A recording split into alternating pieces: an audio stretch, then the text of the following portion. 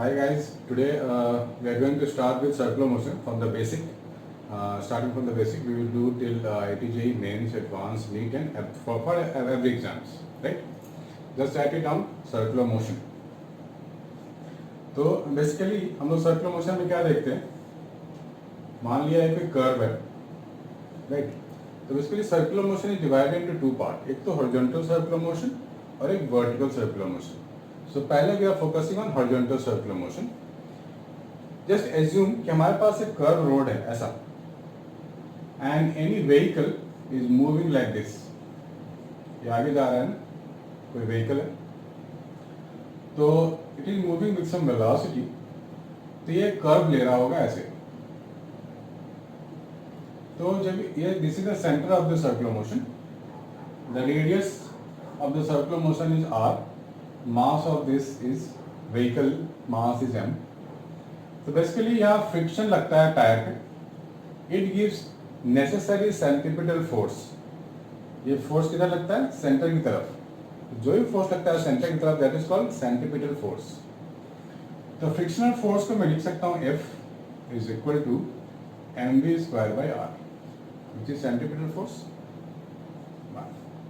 And this frictional force can be written as mu into contact force. M तो ऐसे ऊपर लग रहा है और mg of the vehicle acting down. So we can say n is equal to mg in this case. So by putting n here, I am getting F is equal to mu mg. इसको यहाँ डाल सकते हैं, तो मुझे क्या मिलेगा? mu mg is equal to mv square by r. So velocity is equal to mu g r. So this is the, you can say, safe velocity to turn, right? So this is the velocity expression. दूसरा हम लोग बात करेंगे कि कोई भी horizontal circular motion हो रहा है. सपोज मेरे पास एक स्ट्रिंग है, यहाँ स्ट्रिंग फिक्स है और यहाँ पे कोई स्टोन ऑफ मास m है. मतलब मेरे पास कोई स्ट्रिंग है, यहाँ पे स्टोन बांध दिया, वैसे ऐसे घुमा रहे हैं हम लोग, राइट, हॉरिजॉन्टल सर्कुलर मोशन में. तो इस सर्कुलर मोशन में क्या देखते हैं हम लोग? Tension T act like this. Tension T always pull the body. तो ये जो टी है सेंटर ऑफ मोशन की तरफ लग रहा है. लेंथ एल को यहाँ पे ले लेंगे radius of the circular motion. So यहाँ पे सर्कुलर मोशन की कौन रिस्पॉन्सिबल है? Tension T. तो मैं लिखूंगा T is equal to mv square by R, which is centripetal force in this case, right. R की जगह मैं क्या लेने वाला हूँ? mv square by L, right. Right. एक में ले रहा हूं example. This is your earth and this is your moon, sorry सन. अर्थ क्या करता है? Earth keep revolving around the sun in a certain orbit, right. Right. तो earth keep pulling the earth, sun keep pulling the earth towards itself with some gravitational force of attraction. This is m and this is m. So I can write gravitational force of attraction Gmm upon r square. This is acting as a centripetal force for the earth. So we can write mv square by r. तो ये सब example मैंने इसलिए बताए हैं क्योंकि centripetal force कोई अलग सा इंडिपेंडेंट फोर्स नहीं है. वो डिपेंड्स करता है सिचुएशन टू सिचुएशन. अब इस केस में क्या था? Friction was acting as a centripetal force, tension T acting as a centripetal force, gravitational force of attraction is acting as a centripetal force, right? So ये कोई अलग सा फोर्स नहीं है, जो हम लोगों ने पढ़ा है अभी तक वही है, right? तो जो भी सर्कुलर मोशन में हेल्प करेगा और फोर्स टुवर्ड द सेंटर की ओर लगेगा, उसको बोलेंगे सेंट्रीपिटल फोर्स, राइट. आगे देखो, bending of cyclist. Bending of cyclist, ये टॉपिक देखा होगा, पढ़ा होगा, पहले भी सुना होगा. स्टिल फिर से बता देता हूं. This is your circular part of the road. कभी आप लोगों ने साइकिल की रेस देखी है? देखा होगा साइकिल रेस. साइकिल ट्रैक होता है, थोड़ा एलिवेटेड भी होता है या फ्लैट भी होता है कभी कभी. तो उसमें हमने देखा है कि साइकिल की जो रेस, साइकिल जब टर्न करना होता है ना, तो ऐसे झुक जाते हैं वो पूरा. कहाँ झुकते हैं? सेंटर. जो भी सर्कुलर मोशन होगा, जो भी सर्कुलर ट्रैक होगा, उसके सेंटर की तरफ झुक जाते हैं. क्यों झुक जाते हैं? दे bend such that necessary centripetal force can be given by contact force between the tire and the road. ये मान लो ट्रैक है और यहाँ पर तुम्हारा सेंटर है, सर्कुलर ट्रैक का सेंटर. साइक्लिस्ट क्या करता है कि ऐसे बेंड हो जाता है, making some angle with the normal. ऐसे साइक्लिस्ट बेंड हो जाता है, किधर ऐसे बेंड हो गया. तो साइक्लिस्ट का वेट क्या ऐसे नीचे लगेगा और normal force by the road ऐसे लगेगा, कॉन्टैक्ट फोर्स. तो इस एन के बनेंगे two components, one is horizontal and one is vertical. This is your N cos theta and this is your N sine theta. तो ये जो एन साइन थीटा है ये कहां लग रहा है? Toward the centre of the circular motion. That means centripetal force के लिए कौन रेस्पॉन्सिबल होगा? Only mv square by r.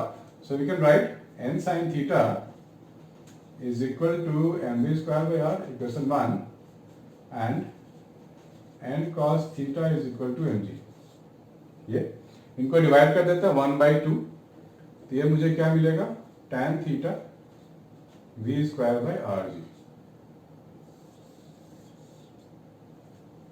Right. तो इस फॉर्मूले को याद रखना, tan theta is equal to v square by r. बहुत जगह काम आने वाला है. Right. So this is very simple one, please note it down.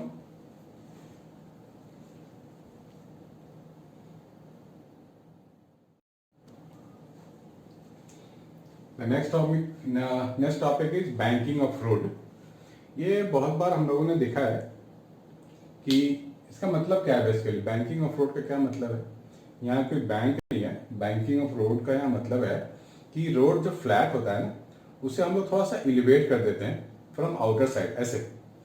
ऐसा इसलिए करते हैं क्योंकि कभी कभी ऐसा होता है कि after the long use of road the road become smooth.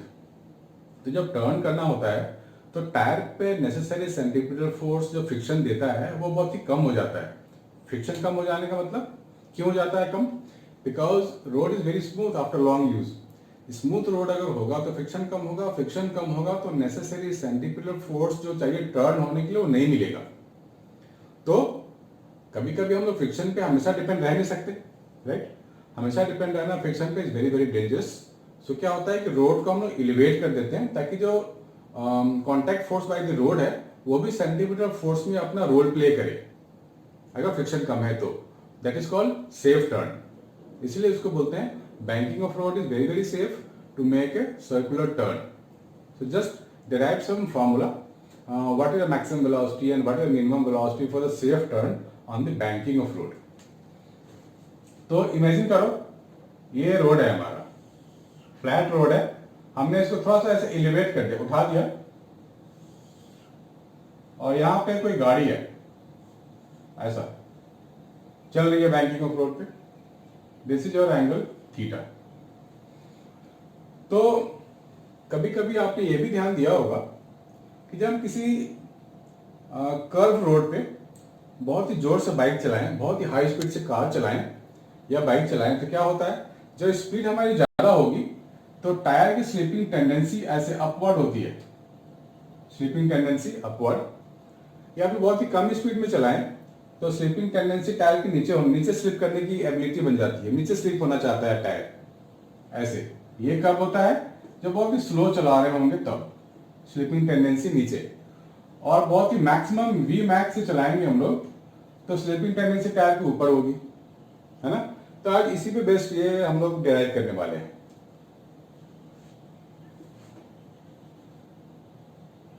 तो मैं एक काम करता हूं, मैं ले लेता हूं maximum speed such that tyre want to slip up. तो जब टायर की स्लिपिंग टेंडेंसी अपवर्ड होगी तो फ्रिक्शन कितना लगेगा? ऐसे डाउनवर्ड. राइट. Got it. और weight of the vehicle acting down. Contact force by the road it's perpendicularly up. ऐसा सरफेस के परपेंडिकुलरली अप. और कोई फोर्स है? और कोई फोर्स नहीं लग रहा है. यहां कहीं पे होगा सेंटर ऑफ सर्कुलर ट्रैक. ऐसा ट्रैक है ना, ऐसे जा रहा है, सेंटर यहां कहीं पे. अब क्या करें? This is a horizontal circular motion की बात हो रही है. So just take an X axis like this. This is X axis and take this is Y axis. ये थीटा है तो ये भी थीटा है, ये 90 माइनस थीटा हो जाएगा और ये थीटा हो जाएगा।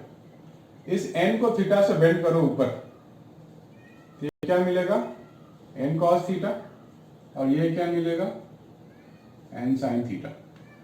सारे फोर्सेस को हमें बेंड करके अलॉन्ग एक्स अलॉन्ग वाई लाना पड़ेगा। n cos theta, n sin theta. Friction को बेंड करो थीटा से, इधर फ्रिक्शन मिल गया f cos थीटा, ये 90 माइनस थीटा, तो फ्रिक्शन नीचे की तरफ क्या मिलेगा, f cos 90 माइनस थीटा, यानी कि f sin थीटा, ये मिला। मैं इसको नीट एंड क्लीन ड्रॉ कर देता हूं, यहां ध्यान से देख लो, ये है ना, यही तो गाड़ी है हमारी। This is your n cos theta, this is your n sin theta, और फ्रिक्शन भी इधर ही है ना, f cos theta, this is your f sin theta plus mg भी इधर ही है, ऐसा। Now these two force acting toward the center of the circular motion, so this combined force is called centripetal force. So I can write the equation n sin theta plus f cos theta is equal to mv square by r. ठीक है। Now vertically this vehicle is not moving, so total upward force must be equal to total downward force. So we can write n cos theta is equal to f sin theta plus mg. दूसरा equation मिल गया। Now friction can also be written as mu into contact force n। तो जहां जहां friction है मैं वहां लिख लूंगा म्यू इनटू n, यहां भी और यहां भी, फिर सॉल्व कर लेंगे। तो यहां डाल दो म्यू n, तो n यहां भी है, n कॉमन आ जाएगा, so n sin theta, n बाहर आ गया, plus mu cos theta is equal to mv square by r। यहां पे डाल दो इस टर्म को, फिर लेफ्ट साइड में ले आएंगे, तो क्या मिलेगा, cos theta minus mu sin theta is equal to mg। Now इसे डिवाइड कर देते हैं, डिवाइड कर देंगे तो क्या मिलेगा, nm कट, mm भी cut, v square by rg हो गया, तो मेरे को मिल गया rg sin theta plus mu cos theta upon cos theta minus mu sin theta under root, this is your velocity. ये कौन सी वेलोसिटी है, ये v मैक्स वाली वेलोसिटी है। तभी तो हमारे टायर वेलोसिटी मैक्सिमम होता है, तभी तो हमारे टायर की टेंडेंसी नीचे स्लिप होने का होता है। This is your v max. बोला जाएगा sir how to find v minimum. v minimum में हमें सिर्फ कुछ नहीं करना है, सिर्फ साइन को स्वैप कर दो। स्वैप कर दो का मतलब हो गया v minimum is equal to R G sine theta minus mu cos theta upon cos theta plus mu sine theta. हो गया। इसका दूसरा वर्जन भी है फॉर्मूले का, इसको और सिंप्लीफाई कर सकते हैं। अगर हम लोग न्यूमरेटर में और डिनोमिनेटर में cos थीटा से डिवाइड कर दें v मैक्स, तो मुझे क्या मिलने वाला है, tan theta plus mu upon 1 minus mu tan theta. तो किसी बुक में ये मिलेगा, किसी बुक में ये मिलेगा, तो घबराने की बात नहीं है, both are same thing, nothing to worry about. अब ये जो फॉर्मूला आ गया, मान लेते हैं अपने फ्लैट रोड वाले के लिए फॉर्मूला चाहिए आपको। इसी फॉर्मूले से थीटा को 0 कर देंगे तो ये सरफेस कैसा फ्लैट हो जाएगा ना, तो हम फ्लैट सरफेस पे आ गए, तो थीटा को 0 कर दो, फ्लैट सरफेस आ जाएगा, जो हमने इसके पहले डिराइव किया था, फ्रिक्शन वाला फ्लैट रोड, है ना। So we must remember v minimum. Now we are going to start vertical circular motion, है ना। नाम तो सुना ही होगा आपने। वर्टिकल सर्कुलर मोशन में क्या होता है, फॉर एग्जांपल सपोज मेरे पास एक स्ट्रिंग है, स्ट्रिंग में हमने एक स्टोन यहाँ डाल दिया, and this stone keep revolving like this vertical circular.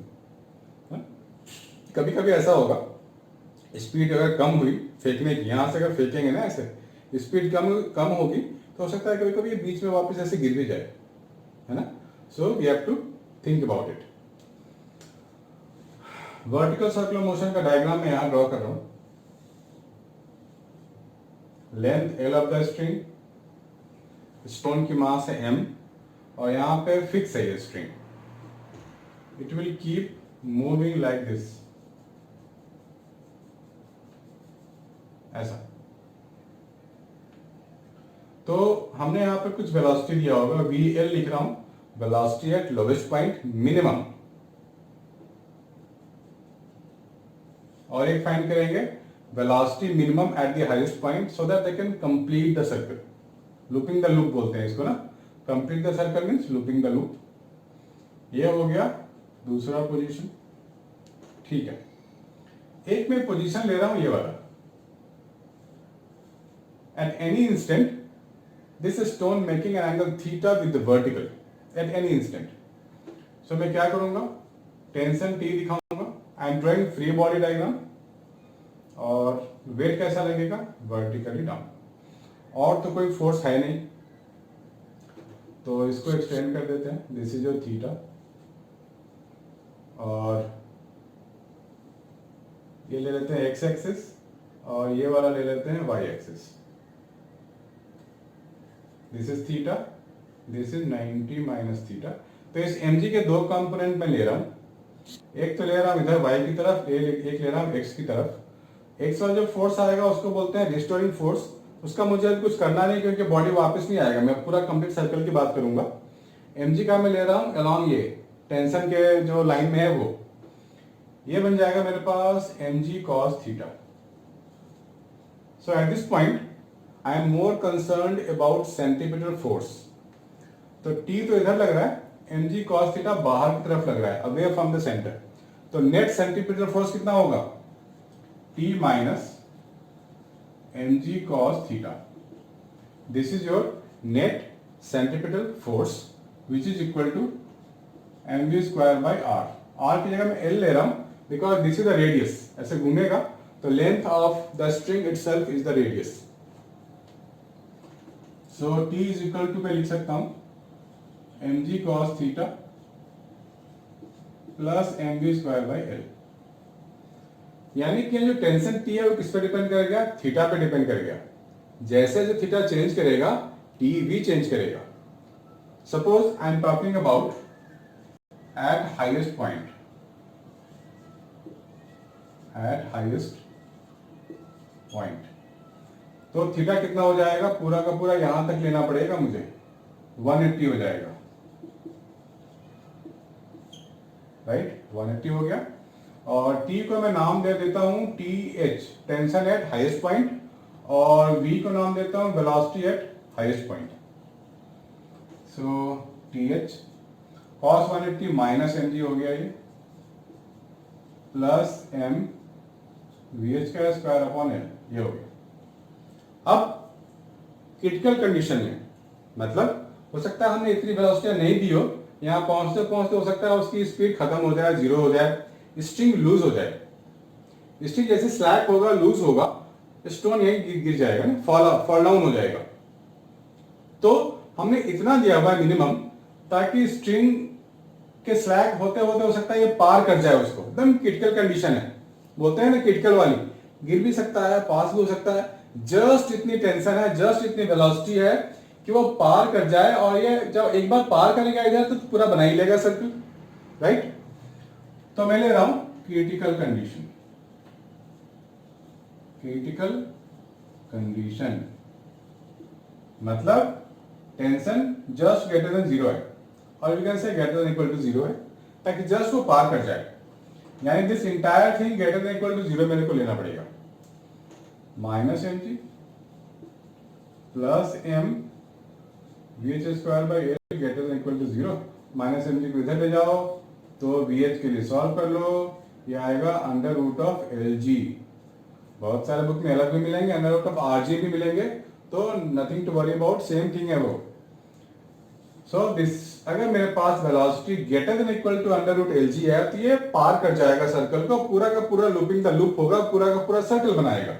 यानी कि वी एच मिनिमम मैं लिख सकता हूं अंडर रूट एल जी है minimum velocity at the highest point. ये बात आपको समझ में आई?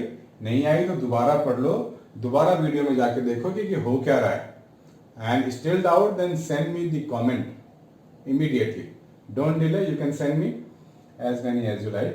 So this is the velocity at the highest point. Now we are going to find velocity at the lowest point. Till then, note it down.